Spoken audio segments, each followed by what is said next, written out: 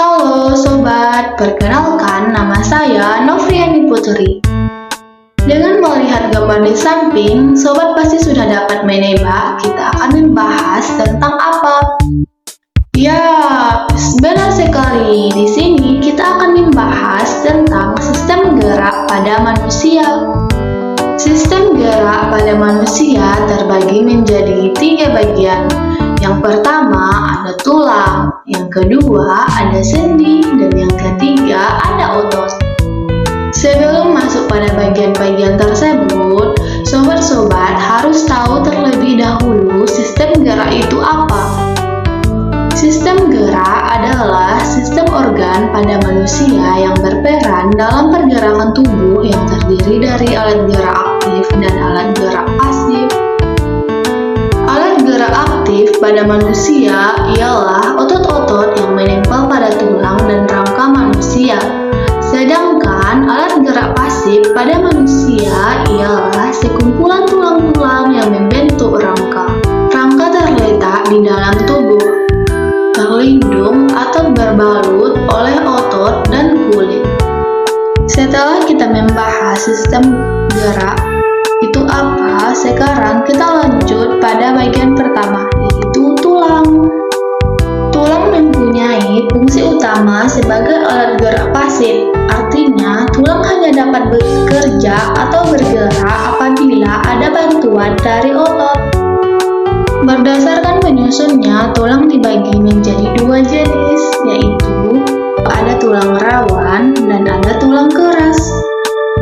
Pada bagian pertama, kita akan membahas tentang tulang rawan terlebih dahulu.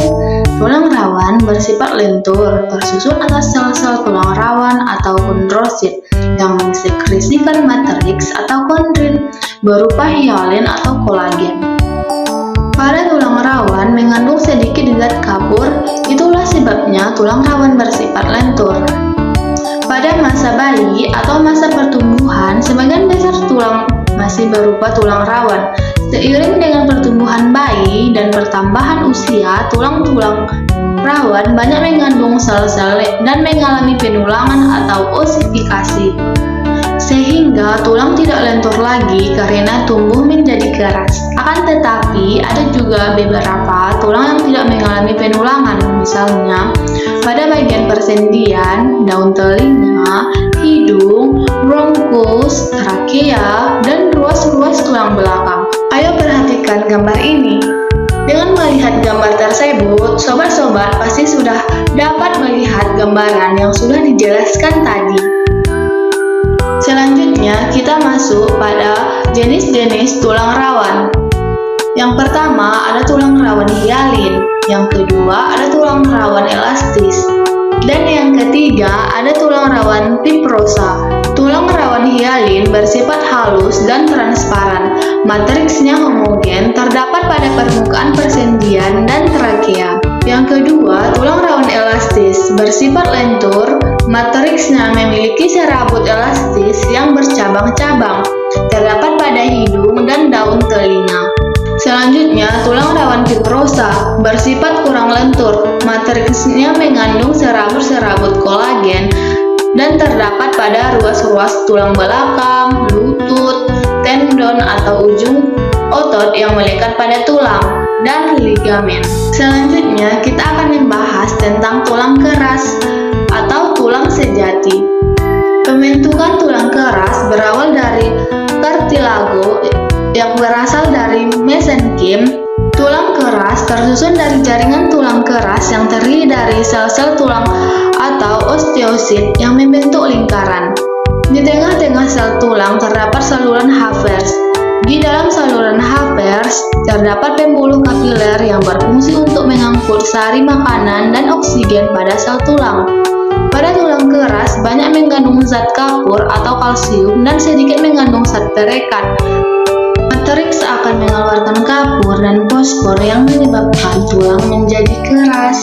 Selanjutnya, berdasarkan bentuknya, tulang manusia dibagi menjadi 4 bentuk, yaitu yang pertama tulang pipih.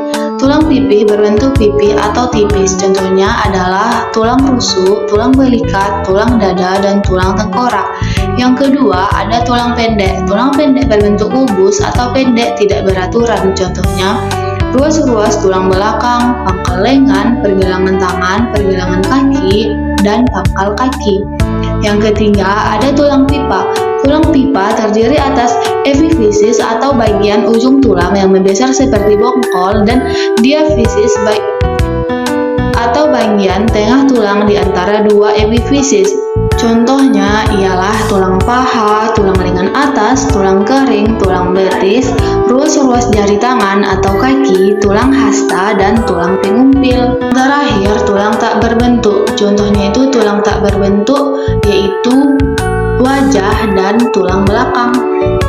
Oke, selanjutnya kita akan masuk pada bagian kedua yaitu sendi.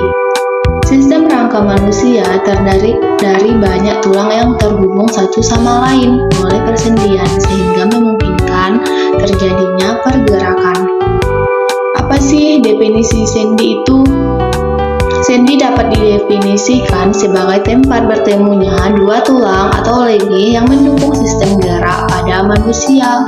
Nah, sendi dibagi menjadi 5 macam berdasarkan arah atau jenis gerakan, yaitu sendi peluru, sendi engsel, sendi putar, sendi pelana, dan sendi geser. Contoh dari sendi peluru adalah sendi antara tulang lengan atas dan tulang belikat, dan sendi antara tulang pinggul dengan tulang paha.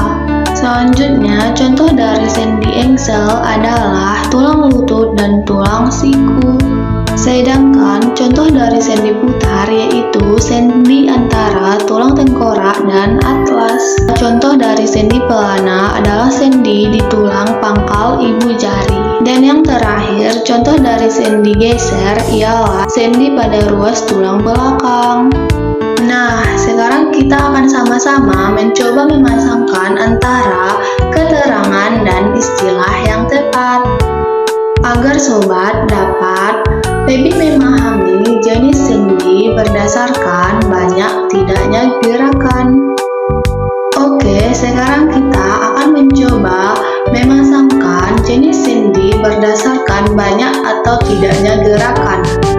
Di sini ada 3 pasangan. Yang pertama, kita akan melihat di sebelah kanan ada diartrosis, sinartrosis, dan ampliartrosis. Nah, yang pertama, hubungan antar tulang yang tidak memungkinkan adanya gerakan. Nah, tentunya tidak dapat bergerak ya sobat, termasuk tengkorak. Seperti apa ya? Ya, benar, ini yang dinamakan sendi sinartrosis. Benar sekali. Jadi, sendi sinartrosis adalah hubungan antar tulang yang tidak memungkinkan adanya gerakan. Contohnya itu tadi, tengkorak. Yang kedua, hubungan antar tulang yang memungkinkan gerakan terbatas, seperti sendi antar ruas tulang belakang. Hayo, apa? Ya, benar sekali. Ini sendi amfiartrosis. Nah, yang terakhir, hubungan antar tulang yang memungkinkan terjadinya banyak gerakan. Ya, pasti sudah pada tahu karena yang tersisa cuma ini. Ya, benar sekali, yaitu sendi diartrosis. Ya, diartrosis adalah hubungan antar tulang yang memungkinkan terjadinya banyak gerakan, seperti pada tulang kaki dan tangan. Oke sobat, sekarang kita akan melanjutkan ke bagian yang ketiga, yaitu otot. Otot adalah alat gerak aktif yang menempel pada tulang. Otot inilah yang menggerakkan tulang sehingga tubuh manusia bisa melakukan suatu gerakan, seperti berjalan, melompat, dan berlari. Di sini ada pasangan tulang dan otot sehingga menjadi alat gerak aktif. Berbeda lagi ketika tulang sendirian. Tadi sudah kita bahas ya sobat. Tulang adalah alat gerak pasif. Otot terdiri menjadi 3 bagian, yaitu ada otot polos, otot lurik, dan otot jantung. Yang pertama, kita akan membahas otot polos terlebih dahulu. Silakan perhatikan gambarnya ya sobat. Otot ini bekerja di luar kesadaran manusia atau tidak diperintahkan oleh otak. Otot berinti satu ini terdapat dalam saluran pencernaan, darah, hingga dinding rahim. Yang kedua, ada otot lurik. Ayo perhatikan lagi gambar berikut ya sobat. Otot ini berinti banyak dan menutupi rangka, sehingga sering disebut sebagai otot rangka. Otot lurik bekerja atas kesadaran atau diperintah oleh otak. Yang ketiga, ada otot jantung. Silakan perhatikan gambar berikut ya sobat. Sesuai namanya, otot ini berada di organ jantung. Otot ini bekerja di luar kesadaran dan tidak menuruti perintah otak.